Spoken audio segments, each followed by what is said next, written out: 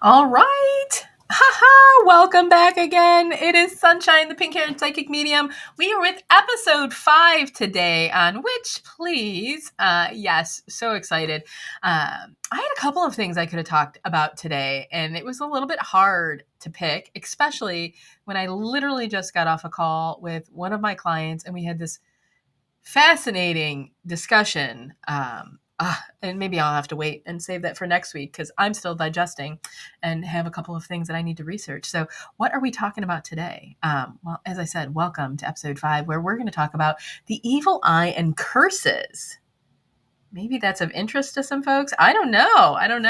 Well, I'm going to start first. Let's level set here. And do they exist? Right? That might be the first question. Do they exist? Does the evil eye exist? Does a curse exist? Right?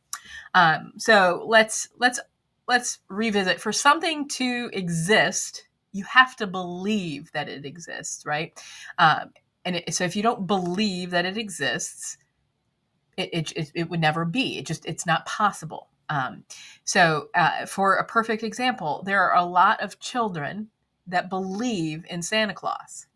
He exists for all intensive purposes until the time and the point in that child's life that they find out that it was mom or dad that was sliding the gifts underneath the tree. That child believes that Santa Claus is real. You can't argue it with them. Maybe they waver at some point, but if you went and asked, a bunch of three-year-olds to talk about, every single one of them is going to believe that Santa is real, right? So in order to exist, for him to have existed, these children are going to have to believe that. It's the same thing with the evil eye or the curse. So if you don't believe in it, it's not going to, really exist. And you can go ahead and contribute anything that's happening that might have been evil eye or curse related to something else, right? But if you believe that an evil eye or a curse exists, then yeah, it's true. And I believe it. So I believe that the evil eye exists. And so for those of you that might be, uncertain about what it is, I always like to make sure, to kind of educate if I can. So evil eye is literally kind of like a little tiny, you could maybe consider it like a little tiny mini curse, right? So the evil eye is when an individual literally is going to quote unquote like look at, right? Or you could even say like look at remotely, right? Maybe they're visualizing it, right? Remote viewing it or something, but they're going to look at and cast a kind of like I said that mini curse, and usually it's I think a very common kind of evil eye that people would be more familiar with is like somebody throwing shade, right? Somebody throwing shade would be like casting an evil eye, right? You look at and you say like, yeah, they always have everything. Like I can't wait until uh, shit hits the fan for them, kind of stuff. Like these little kind of things. But it's often done in just a look, right? It doesn't even need words associated to it. It's just the way that an individual look, and then their own thought processes are, invoking, or setting the intention of some kind of ill will on the receiver. I like to think of these as like energetic darts, right? So someone is just kind of throwing this etheric, energetic dart at you. Bing! And it's a little poisonous dart that's just heading your way, right? Curses. And the evil eye, I think the evil eye happens all the time. I think it happens a hell of a lot more than people even realize, right? It just might not be impacting you. So just think about all of the people that you run across or meet throughout your day.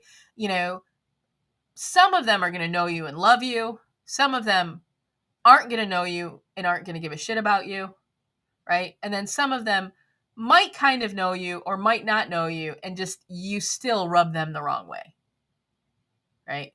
Any of those would be possible kind of throwing you the evil eye. Curses. I do believe in curses. I believe that it is very possible for someone to curse someone else. Now, the power and the impact of that curse definitely depends upon the recipient, but I don't believe that this happens very often. meaning the evil eye all the time, but a true curse, like somebody with magical power or magical intentions, literally setting forth and, intentionally cursing. I don't think it happens very often. But I like to consider this either an energetic cord or an energetic cloth, meaning in the same way, it is actually kind of like wrapping itself around your energetic or piercing your energetic, that dart pierces your energy self. But that curse is either going to wrap a cord or kind of like a whole cloth around that energy, right? The whole point of both of these, whether we're talking the evil eye or a curse, is to lower the energetic vibration of the recipient, right? It's to lower the energetic vibration, because if we are living in a high vibrational emotional state at all times, our life is going to feel really wonderful and lovely. So they're really, when they throw the evil eye or they curse you, they are in essence trying to lower your energetic vibration, right? Because the lower your vibrational state is, the more the more shitty your life is going to feel. Low vibrational like emotions are like, guilt, shame, fear, anxiety, worry, suffering, overthinking, right? Paralysis, not even being able to act, is also a low vibrational state, right? So that your life is going to feel really shitty if that's the like state that you're constantly in, right? Which got me to thinking, when I was kind of thinking about this, what happens if you are like a badass, powerful witch and you're working to keep your vibration high on a regular basis? What happens? What happens if you have all of this protection up and you have literal high vibrational activities that are trying to like keep you in these really beautiful states? What's going to happen if somebody sends an evil eye your way or sends a curse your way? Yeah. So, podcasts really lovely. I'm used to often working with a lot of audiences. So I'm like, I want to ask this question and see what people have to say. So who knows? Maybe you're listening and you want to drop me a comment on this. What do you think is going to happen? Right? Well, I have been exploring in the last couple of weeks this fact. What I have discovered is they manifest differently. They still are going to impact you, but they manifest themselves differently, right? Because you have a lot of protection up and you have intentional activities as that badass, powerful witch that you are. You have intentional activities to continuously raise your own energetic state, right? And so life is very much more beautiful when we're in high vibrational states. So here are some signs, my dear friends. If life seems pretty decent to you, but yet like there's something nagging, like maybe you're not quite sure what it is, or like maybe you've had this thought, like me, I was like, oh shit, I literally think someone's casting some evil eye, like some deep, intense, like, I don't know. I'm like, because everything else, but I would get these thoughts. I'm like, and I'd look around, I'm like, no, things are good, things are great. So here is some of the ways. And I would say this probably started, I would have to speculate, maybe end of July for me. Maybe it was middle of July. And so the first thing that it can potentially start with is like an infestation of some type.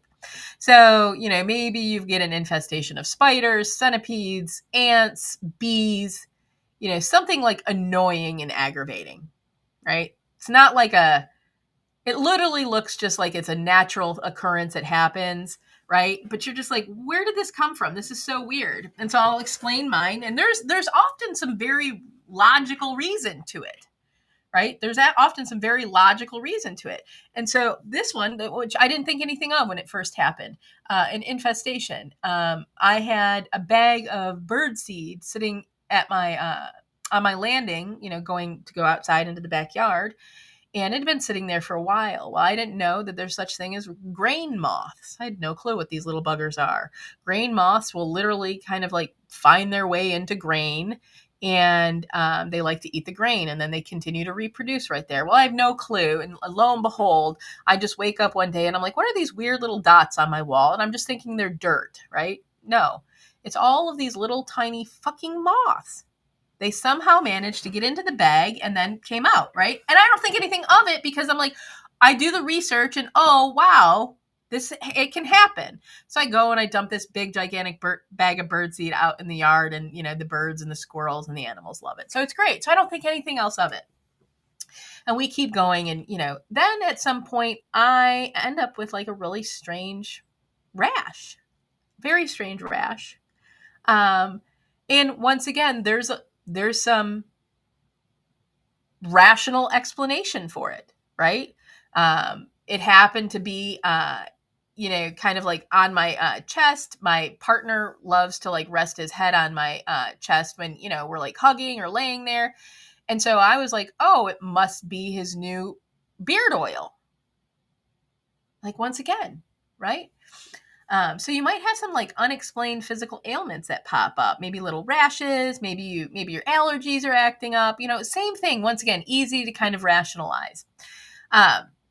Another thing that you may have is you may have fruit or food that rots quicker than normal.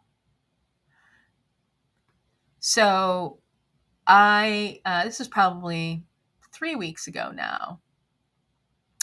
And this actually happened right after I made the realization that somebody was casting this. And I will share kind of, what I've done.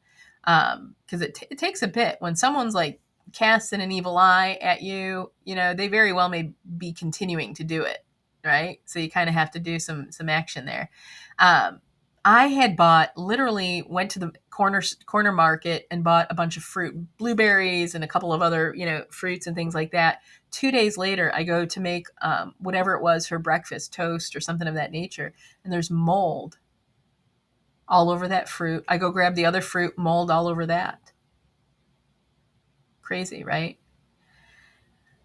Then come to find out, thought we had handled whatever that was that month ago, that the grain moths, and come to find out that no, it had in fact gotten into the cabinets and into some sealed containers. And that was a realization this week. So these are some of the signs and the things. Like if you have a good high vibrational and everything else seems good, these other weird things are happening. It could actually mean you've got the evil eye being sent your way, or you've been cursed, right? And curses don't show up in all the ways that people think. They're literally low vibration. They lowers your vibration, and then you do all the shitty stuff to yourself. It's really what ends up happening because that low vibrational state. But of course, the question comes, I'm not going to just share these stories and tell you this, that, evil eye and the curses are real and that you should, be aware of them without giving you some help and some advice here, right?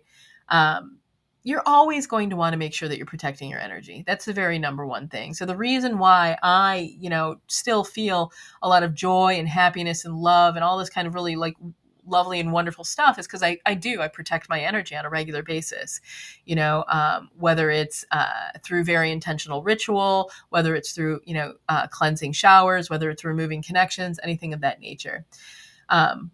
Always make sure to protect your energy. And I think we talked about this even, 2 episodes back. The second thing, don't hesitate to cast some spells around backfiring or return to sender.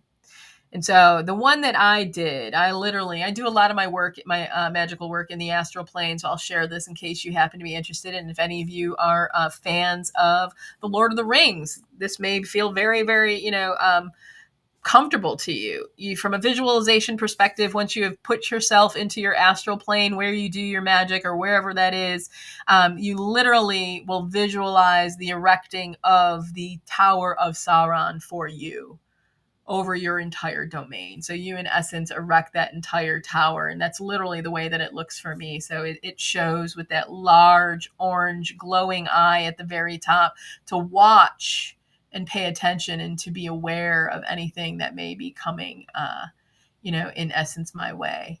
In addition to that, the other intention that was put with that is when it is noticed, it actually returns it right back. It doesn't even allow it to come to. It basically makes it do a complete 180 and sends it right back to wherever it came from.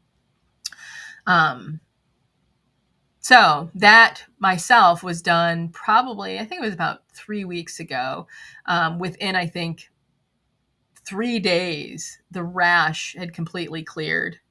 As I said, we just found the last remnants, I believe, of the infestation. So hopefully that is done. And I have not had fruit spoil as fast um, as I once did. So yeah, make sure that you're protecting your energy, and make sure that you don't hesitate.